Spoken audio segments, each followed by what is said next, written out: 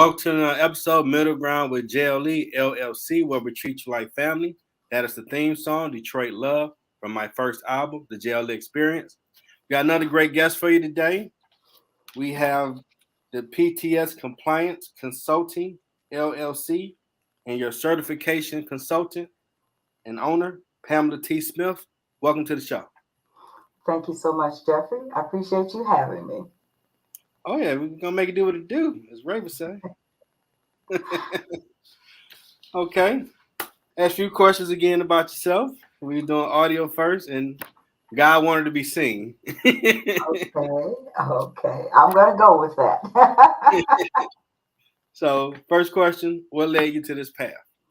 Okay. I used to be the program managing director at Great Lakes Women's Business Council, which is an organization that certifies women businesses, and it's under the classification of a minority. And they work with corporations that have diversity, equity, and inclusion. These corporations are looking for vendors that can supply them with products or services, but they have to be considered under the minority classification. So I have 8 years of experience working with Great Lakes and WeBank, which is Women's Business Enterprise National Council. So I followed their compliance issues for all that time. All my training came through them. So when I retired from Great Lakes, I understood what corporations were looking for when they looked for vendors that needed to be certified. Awesome. Second question, what is PTS Compliance Consultant LLC, and what does services you offer? Okay, I'm a consultancy service working with corporations. I'm helping them with their diversity spend. And then I'm helping my clients get into those corporations to get that money. There's a lot of money out there on that table, but they have to fit the category as a minority status. Because as we know, in the way the system used to work, non-minorities were making all the money. They were getting into the corporations and minorities were not. So they came up with a way to help minorities by coming up with something they call minority spend. And the corporations are reporting that spend to the federal government because we know in the United States, everything that makes up something like that car you're driving, it's made up of all of these different companies, these vendors that supply products or services. Ford Motor is not producing that car without vendors, and those vendors are the people that I'm looking for that fit that minority status, which is women, or it's going to be minorities based on a certain segment of the by ethnic group, veterans, the LGBTQ, disability, you name it. There's all these segments out there that are considered minorities. And when they're looking at a minority, that minority owner has to be 51% owner. And that's what they're looking for. And my group actually goes in, what we handle here is that I consult with my client. I look over the documentation because they're handing off to me. And I'm actually going on, creating their application online, uploading all the documentation. And then if there's inquiries after that file is submitted, I'm taking care of answering those things for those people. And then even after they're certified, I will help them out understanding how to use that certification and the value of having it. Now, when you give this information to these customers, is it new information to them, or have they heard of it before? Most of the time, most of my patients, my client, not patients, most of my clients have never heard of a certification because, again, remember, you're talking to minorities. Minorities Okay. just don't have access to a lot of information that the non-minorities have. And so Okay. that's why when I'm out talking to people in groups, I try to educate them on the money that's out there because you've got this different certifications, like you've got the private sector, you've got the public sector. When you're looking at the private sector, that's where the minority certification comes in. The private sector is dealing with like your retail outlets, your automotive, pharmaceutical, anything that's like that. When you're looking at the public sector, that's MDOT, a Michigan Department of Transportation. That's the city of Detroit. That's Wayne County Airport Authorities. That's their certification. That is Okay. public. And even they have sometimes something that's considered a disadvantaged business enterprise certification, meaning Hmm. that you've been at a disadvantage trying to get contracts. Now, is the money the same for the private and public sector? It depends on the corporation, it depends on the companies. And when you're Okay. going through the third party certifications, It's based on the fees that you pay to get that certification are generally a sliding scale. They look at your revenues because they Okay. again want to make sure that you could be classified to be able to be considered a minority. And again, it has nothing to do with how much you make because I actually certified a company for Kellogg that made over 500 million a year. So Mm, it doesn't matter about that. They just want to make sure you fit those classifications. Now, in the public sector, when they're looking at you doing it as a disadvantaged business enterprise, there is a threshold because if you're then they're looking at your assets as well as the your personal assets and the company assets to make sure you're mhm. considered a minority. Because if you're a $1 billion company, you're not a minority as far as the public sector is concerned. Yeah, I mean, you worth a billion. You doing pretty good. You're doing pretty good. This is they're trying to get the people that are at a disadvantage. Notice that it's a disadvantaged business enterprise, a DBE. Okay. And what has been the impact so far? Well, the impact is that it's given people of minorities, it's given them opportunity they never would have be presented with. Because think about minority businesses generally do not have the funding for marketing, whereas their counterparts do. We just don't have the Hmm. money to put our companies out there like the non minorities do. So it gives us an advantage because we have a pool of our own. We're over here. Then this little pool saying, okay, we've got all these minorities over here. We're going to give them an opportunity because we know this pool of non minorities has always had the opportunities. They've had the funding, they've had everything they've needed to be able to compete. It's given us a chance to compete where we would not have had it before. Now, has anybody complained or any pushback No, not on really, this? because what Okay. I try to represent to my clients is when they want to understand the value proposition. Okay, I'm going to put it to you this way, Jeffrey. You own a company. You Hmm. can do the same thing my company can do. The quantitative quality, everything's identical. I have a certification. You don't. That corp company wants to count a spend to the federal government. They can't count your spend because you're not certified. Because when you're certified, there's a Okay. certificate that says you're certified and which category you're certified. That's the difference. So I try to get people to understand there's a value to it to try to have those certifications. So it's not just something, and I tell people when you have a certification, it's not a plaque you hang on a wall. You work that certification. You attend events. You put your face in front of everybody. I mean, I've showed up in places outside of Michigan because I want business. And I Okay. can remember being at an event in Cincinnati and General Motors was there and I knew the supply diversity person that was over General Motors. And he said, "What are you doing out here?" I said, "I'm following the business." And that's what you do. You go, you have to work Okay. your certification. So it's not just something you pay for, you work it. Okay. Well, what have been the challenges so far? The challenges for me in doing what I do is getting my clients to get that documentation into me on time. Because the issue is like once I start a file through any of these Mm, organizations, it's a timeline. And if my clients don't give me that file to complete it within 90 days, it purges. That means I've got to ooh, go in and create your file all over again. And that's ooh. very time consuming. The documentation is it's very time consuming because you're giving them financials, you're giving them tax returns, history of the company, resumes, payroll information, employee information, your articles of organization or incorporation, your bank statements. There's a lot involved. And so my challenges are getting the people to get the documents to me because once they get them into me, I'm quick on the spot with them. I don't just sit on it. I try to get them as processed as soon as possible because that's money that's on the table for them. Now, I see you put on, what is your card? I seen it somewhere. You put your certification consultant. How did you come up with that? Well, because that's what I actually do. I'm consulting. And when I say compliance consulting, I'm making sure that your documents in order. Like if you are on a corporation, it's very important that in the state of Michigan, you have bylaws. All states don't have to have bylaws. But if you have bylaws, even as a single owned corporation in Michigan, those bylaws have to say who is in control. If there's a board of directors, then if you're the minority, you must be control of that board of directors. If you call yourself a CEO of the company, that's fine. But if I'm reviewing your bylaws and it says there's a chairman of the board that runs the company, doesn't matter if you're CEO because you don't control it. Your chairman of the board controls it. If Yeah, you that's a have an big. operating agreement for an LLC, if you're a member managed LLC, you had better be the managing member because all members cannot run your company. That's a control issue.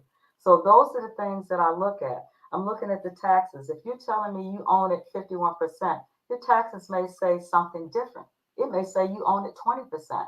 So those Hmm. are the things I'm checking, saying, okay, can you prove that you own it 100%? When did you take ownership? When did, you have to have proof of everything. And that's my job is to make sure if you're a minority vendor and you're getting certified through Michigan Minority Supply Development Council, Jeffrey, you and I look black, correct? Michigan Minority Supply Development Yeah. Council, you have to have proof of your ethnicity. So your birth certificate, nowadays, birth certificates don't say Negro, colored, Yeah. black, African American. You've got to go to your lineage. So your mother, your grandmother, Wow. something has to indicate your race. So that's Wow. the That's difference with deep. MMSC. If you're a veteran, you have to have proof. That proof is a DD 214, meaning that you served in some form of the service. Your service connected some sort of way, Hmm. Army, Navy, Marine, but that's what states it that you did. So serve your country. When there's a disabled person, there's something that shows from a doctor that you do have a disability. If you are saying that you're LGBTQ, there's documentation for them.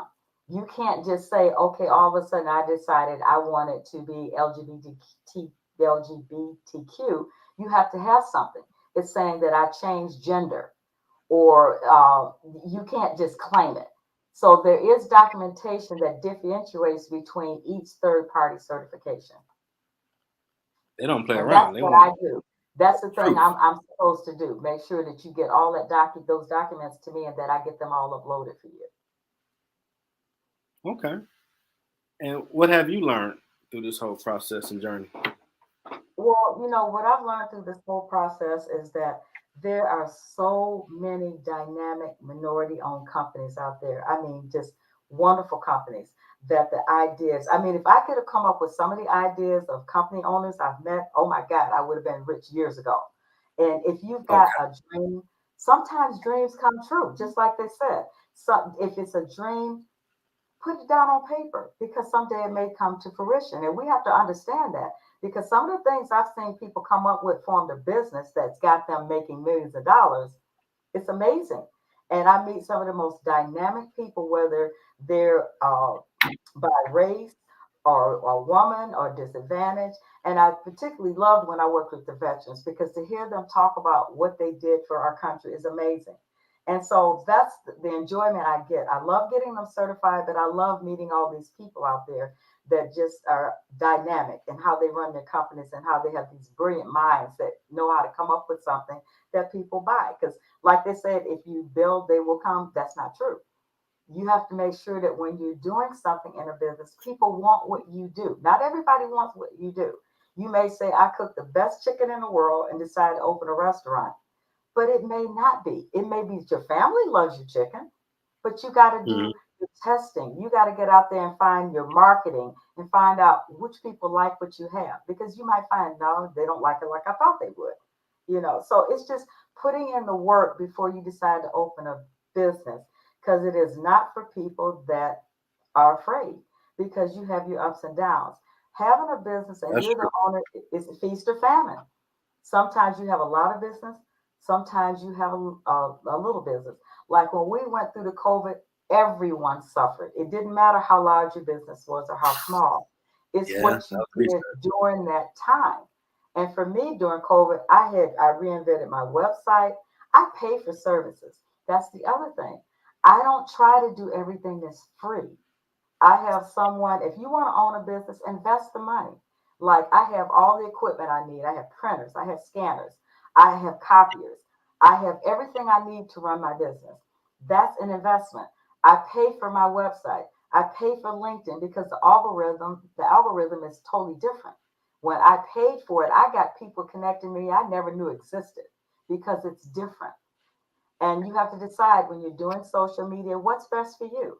If you have a product, then you need to be on Facebook or Pinterest or uh, there's all these different things. Me, I just use LinkedIn and Facebook. I'm not a guru savvy, and I will not tell anybody I am.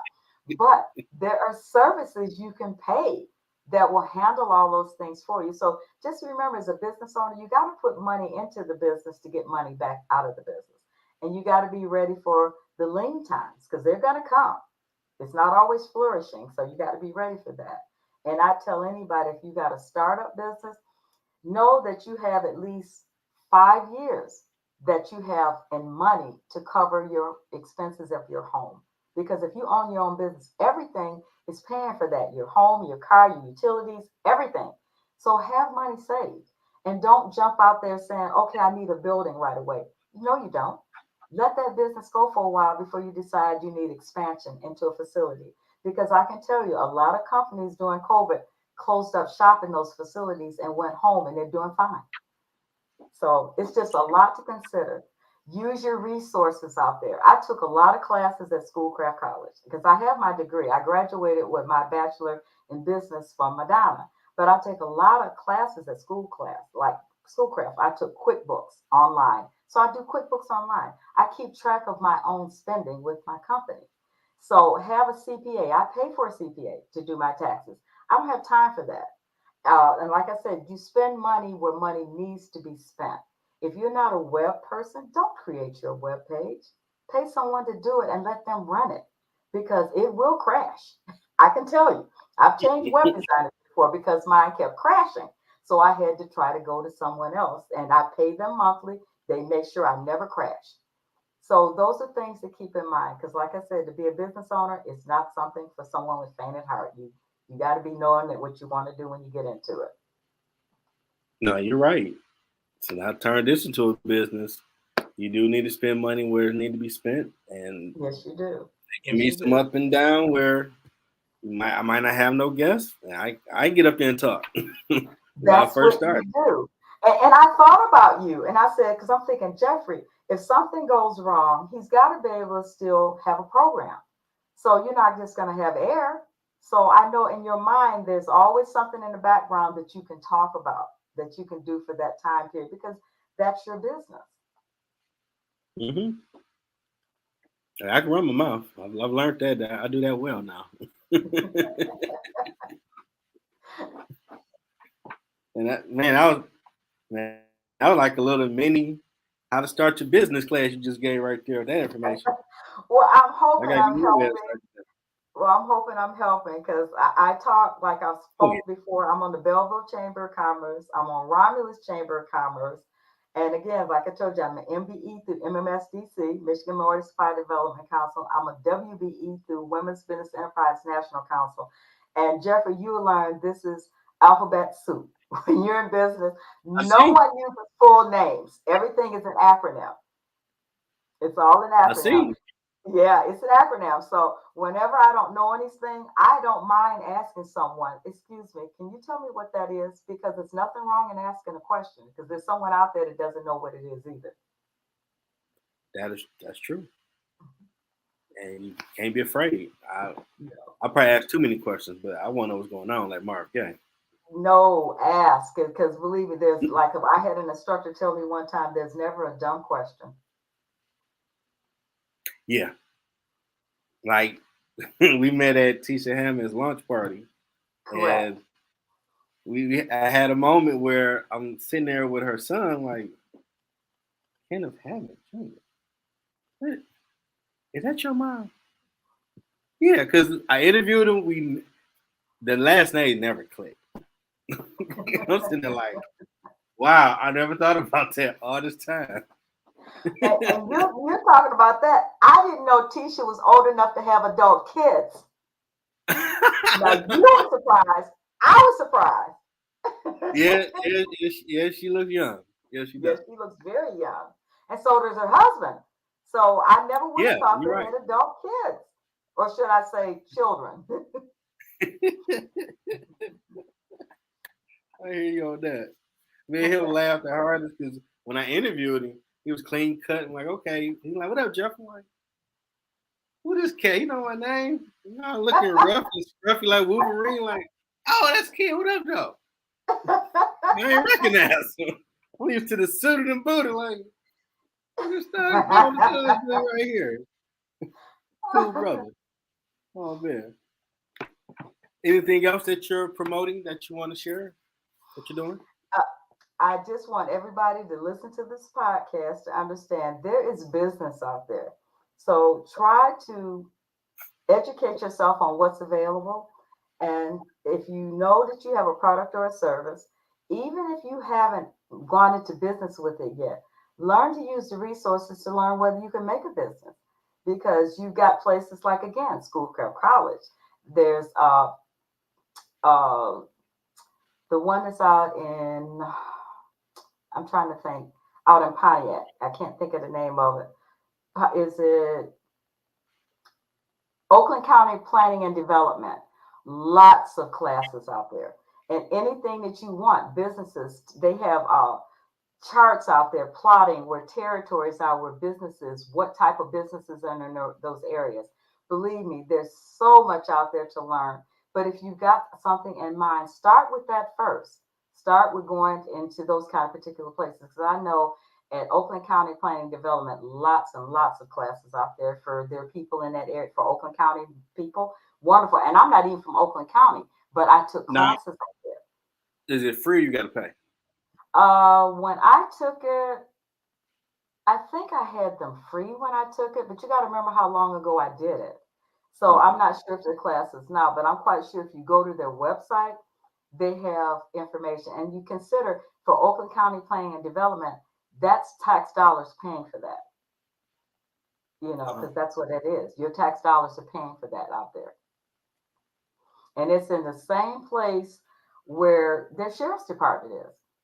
Because I remember being in there in the court system, everything is in there where they were doing the classes and things. okay. Awesome. All right. The last question that I need out of everybody: what advice do you have for someone trying to find their purpose? That's trying to do what now? What advice do you have for someone trying to find their purpose? Wow. I would have to say, thinking about it, and I don't know how religious you are, but I do a lot of praying Oh, oh, whenever I make any oh. We talk about decision. God on this thing. Oh, yeah. This is Yeah. okay. Come on. I do a lot of praying. I talk with God a lot. I tell people, I know God says sometimes, "Are you back again?" So you know, I before I make a move, I always pray. I just do. Okay. And if you have an idea, don't let naysayers tell you that's not going to work. Don't do that. Follow what your dream is because you'll know if it's going to work or not. Because once you do the research, you study, you find out, you get educated on what it is you need to know, you know whether that dream will come to reality or not. So, because I hear stories all the time where people, they're friends and they think they know better, they're trying to help them, will be naysayers. Don't let people be naysayers and squash your dreams because I always look at people like the Googles and the stuff like that where people probably say, "Oh, you're crazy," or Apple, "Oh, you're crazy, you're gonna Hmm. do this." No, those people were dreamers and their dreams came true. So never think that what you think is dumb. I mean, some of the products that I've seen people invent and actually started a business with are amazing things because there's always a niche. There's always something someone does not want to do. That's a business. So just think about that. That is a business. When you know it's something people just don't want to do it. And I'm not saying something that you got to get down with your hands and stuff like that. There's a lot of things that people just don't even think about. They know they want it done, but they don't want to do it. So just think in terms of that, that's where ideas come from. Think about Walt Disney. When he invented that little mouse, do you think Yeah, he thought it would do what it did? man. So that's what I'm saying. Think about Billions people later. like that. They had no idea where it was going to go. So, don't let anybody squash your dreams. Just if it's something you feel you really want to do, just work at it and pray upon it because I do believe in the power of prayer. Yeah, And and surround yourself with people that are really smart. that's true. Surround yourself with people with knowledge. Have mentors. Do whatever you need to do to get that business off the ground. I mean, I'm thankful I have people that always throw to me that what you're doing is going to really take off. Keep doing it. Yes. You I'm keep like, they doing must it. know. Sometimes we're like, hey man, see no Keep coins falling yet. They doing must know I'm thinking like that. Yeah, no, you keep doing it. And like you and I both said, and we pray to the person that we know where all our help comes from. Yeah, because you got me being this open. This ain't my line. Thank you. Well, that advice is amazing. And I'm pretty sure whoever listed this, who has idea that they want to bring to life, this will help them on that journey. Okay. I definitely want to thank PTS Compliance Consulting LLC, your certification consultant and owner, Pamela T. Smith, for gracing the show with all this knowledge that I never knew about. That I know is going to help somebody or a multitude of people. Well, thank you, Jeffrey. It's been my pleasure to be on your program, and I'm hoping I'm helping people. Oh, yeah. Now, did I complete my mission of where I treat you like family? You felt comfortable? Yes. There Yes. we go. Mission complete. Okay. All right. Hope you All enjoy right. the rest of your day. All Till right. next time. Thank you so much, Jeffrey, and have a wonderful holiday weekend. You too. All right. All right. Bye. All right. Bye bye.